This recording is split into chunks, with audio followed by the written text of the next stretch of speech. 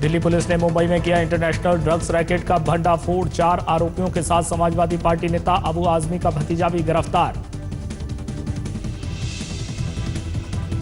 Dubai से चल रहा था नशीली दवाओं का इंटरनेशनल नेटवर्क। गिरोह के पास से 40 करोड़ का ड्रग्स भी जब्त किया गया। मनी लॉन्ड्रिंग के मामले में ईडी ने कांग्रेस नेता बाबा सिद्दीकी के खिलाफ जारी किया समन। शुक्रवार को पूछताछ के लिए बुलाया। महाराष्ट्र में किसानों के आंदोलन पर सियासत तेज। शिवसेना ने कैबिनेट की बैठक का किया बहिष्कार। कर्ज माफी की मांग को लेकर महाराष्ट्र में किसानों का आंदोलन जारी। आज भी कई जिलों में हुआ धरना प्रदर्शन।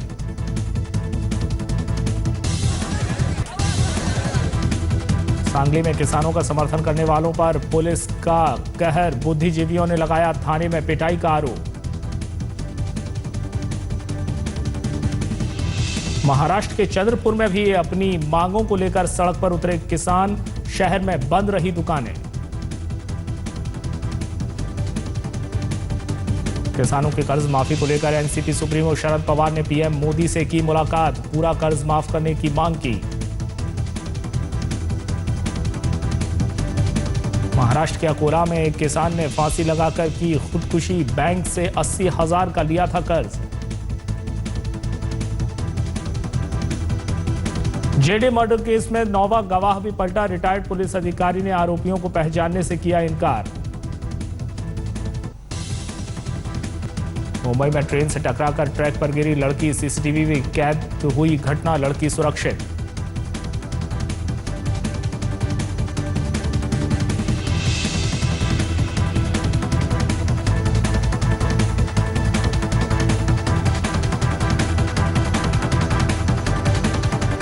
आरबीआई ने रिवर्स रेपो रेट में नहीं किया कोई बदलाव।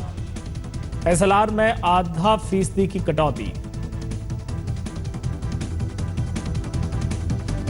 आरबीआई ने महंगाई दर में कमी का लगाया अनुमान। पहली छमाही में 2 से 3.5 और दूसरी छमाही में 3.5 से 4.5% रह सकती है महंगाई की दर। ईपीएफओ ने बढ़ाई आधार नंबर जमा करने की आखिरी तारीख। 30 जून तक देश भर के 4 करोड़ से ज्यादा सदस्य लिंक करा सकेंगे आधार नंबर। जल्द खत्म हो सकता है सस्ती कॉल्स और डेटा का दौर। टैरिफ बढ़ाने की तैयारियों में लगी हैं टेलीकॉम कंपनियां।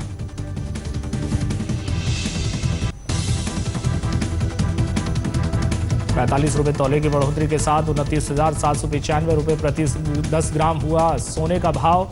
चांदी के दाम में भी बढ़ोतरी। 80 अंकों की बढ़त के साथ 31,271 पर बंद हुआ सेंसेक्स। निफ्टी 26 अंक की बढ़त के साथ 9,663 पर हुआ बंद। फिल्म अभिनेता नाना पाटेकर की हड़ताली किसानों से अपील। हड़ताल को ना दें हिंसक रूप। सरकार से बोलें जल्द हो सुनवाई। म्यूजिक कंपोजर हिमेश रेशमिया और उनकी पत्नी के बीच खत्म हुआ 22 साल पुराना रिश्ता। आपसी सहमति से तलाक पर बांद्रा फैमिली कोर्ट ने लगाई मुहर।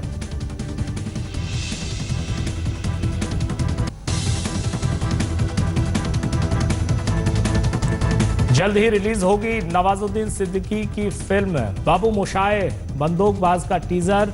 दर्शक लंबे समय से कर रहे हैं इंतजार। सलमान खान ने संजय लीला भंसाली की अगली फिल्म में होने से किया इनकार। फिलहाल ट्यूबलाइट के प्रमोशन में है बिजी। 3 फिल्मों के बाद चौथी फिल्म में साथ नजर आएंगे आलिया भट्ट और वरुण धवन की जोड़ी। अभिषेक बर्मन की फिल्म शिद्दत में करेंगे काम। 6 अक्टूबर को रिलीज होगी सैफ अली खान की फिल्म शेफ। पहले तय थी 14 जुलाई की तारीख। अब बायोपिक में नजर आएंगे ऋतिक रोशन। पटना के मशहूर कोचिंग सुपर 30 के संस्थापक आनंद कुमार पर बन रही है फिल्म।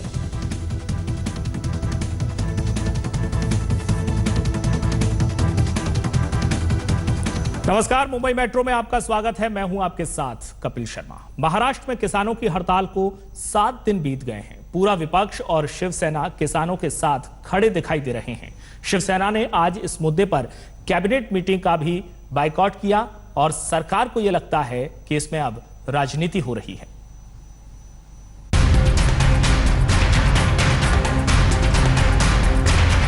महाराष्ट्र के बीड़ में शिवसेना की महिला कार्यकर्ताओं ने किसान आंदोलन को समर्थन देने के लिए अनोखा तरीका निकाला। ये कार्यकर्ता अपना सिर मुंडवाकर विरोध दर्ज करवा रही हैं।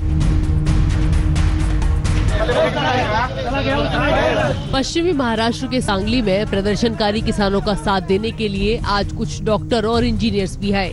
पुलिस ने प्रदर्शनकारियों को हिरासत में ले लिया। किसानों की हड़ताल को 7 दिन हो चुके हैं, लेकिन किसानों का प्रदर्शन ठंडा नहीं पड़ रहा।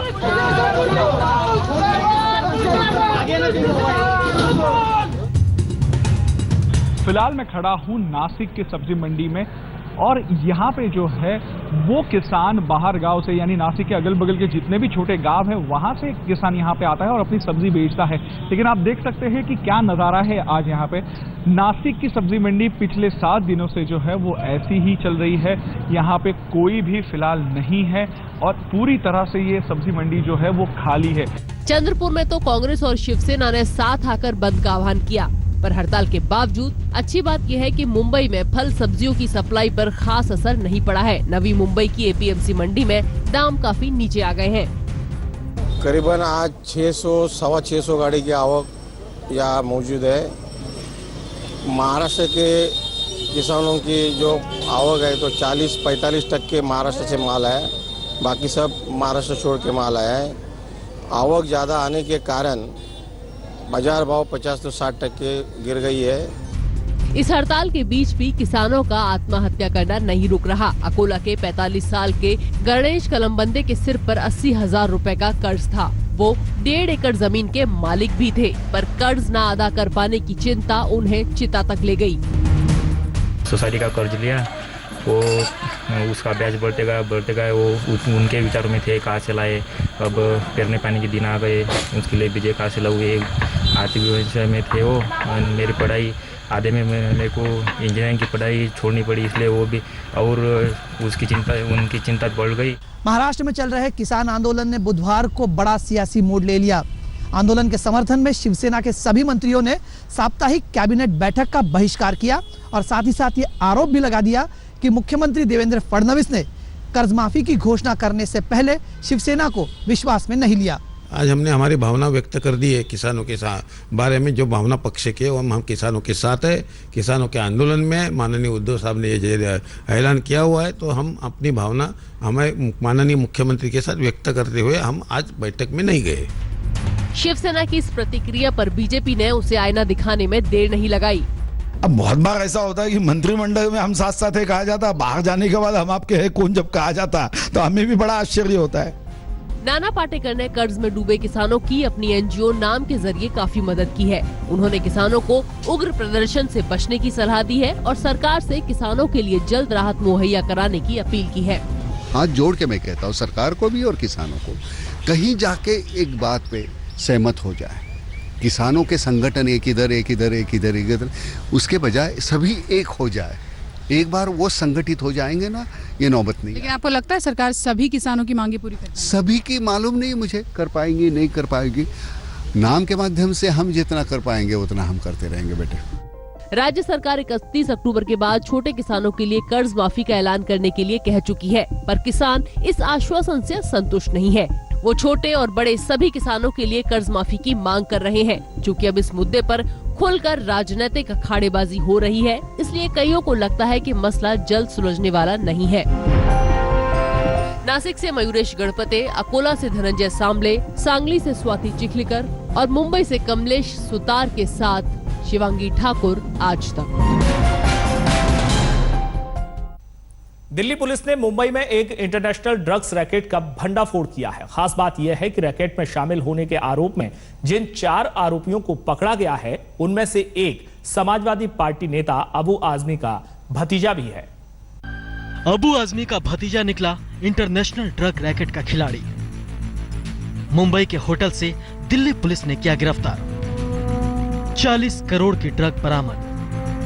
दिल्ली पुलिस की स्पेशल सेल की गिरफ्त में खड़े ये आरोपी इंटरनेशनल ड्रग रैकेट की चौकड़ी हैं, जिन्हें मुंबई के सांता क्रूज स्थित एक 5 स्टार होटल से पकड़ा गया है। इन्हीं आरोपियों में एक हाई प्रोफाइल नाम है समाजवादी पार्टी के नेता अबू आजमी के भतीजे अबू कासिम आजमी उर्फ असलम का। रात में दिल्ली बॉम्बे के एक 5 स्टार होटल से एक व्यक्ति जिसका नाम अबू असलम कासिम आजमी है, इसको अप्रहेंड किया गया, बाद में अरेस्ट किया गया और फिर दिल्ली लाया गया है। ये इस पूरे सिंडिकेट का मास्टरमाइंड है इंडिया में। ये एक दुबई बेस्ड ऑपरेटर के डायरेक्शन पर इंडिया में ड्रग्स प्रोक्योर करना, दिल्ली के देश के डिफरेंट मेट्रोज में सप्लाई करना। दिल्ली पुलिस ने इनके पास से 5 किलो आइस नामक हाई क्वालिटी पार्टी ड्रग्स बरामद किया है। अंतर्राष्ट्रीय बाजार में इसकी कीमत करीब 40 करोड़ बताई गई है। पुलिस के मुताबिक आइस नामक पार्टी ड्रग का पूरा रैकेट दुबई से ऑपरेट किया जा रहा है और इस रैकेट का सरगना है दुबई में बैठा कैलाश चंद नाम का शख्स। अबू असलम कासिम आजमी के अरेस्ट से ड्रग्स का एक बहुत बड़ा कार्टेल रोकने में दिल्ली पुलिस की स्पेशल सेल को सफलता मिली है। ये जो 5 किलो आइस रिकवर की गई है, इसकी इंटरनेशनल मार्केट में वैल्यू लगभग 40 करोड़ रुपए बताई जाती है। इनसे अभी पूछताछ चल रही है। पिछले काफी समय से स्पेशल सेल इस गैंग की तलाश कर रही थी। इस गैंग तक पुलिस अवधेश कुमार नामक ड्रग सप्लायर के जरिए पहुंची, जिसे 4 जून को दिल्ली के महिपालपुर इलाके से पकड़ा गया था। अवधेश की निशानदेही पर पहले चंडीगढ़ का अमित अग्रवाल और चंदन राय पकड़ा गया और फिर मुंबई से ड्रग्स स्मगलरों की चौकड़ी। पुलिस का कहना है कि इस मामले में अब उसको तलाश है कैलाश नाम के शख्स की, जो दुबई में बैठ के इस गोरख धंधे को अंजाम दे रहा है।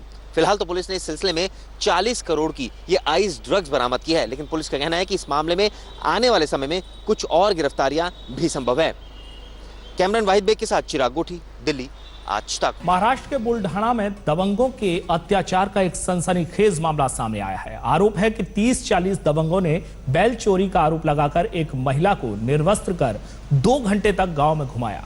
गांव में इस महिला को निर्वस्त्र कर घुमाया गया। महिला के मुताबिक उसके साथ दबंगों ने पिटाई भी की। पुलिस ने इस मामले में 21 लोगों को गिरफ्तार कर लिया है। 324, 323 राइट्स, 510, 594 IPC और एट्रोसिटी एक्ट के तहत ऑफेंस रजिस्टर किया है। इसमें बुल्ढाना के SDPO इन्वेस्टिगेटिंग ऑफिसर। टोटल 2 तारीख की रात को हम लोगों ने इसके अंदर 19 आरोपी को निष्पन्न किया और 19 आरोपियों को हमने उसी रात्रि गिरफ्तार किया।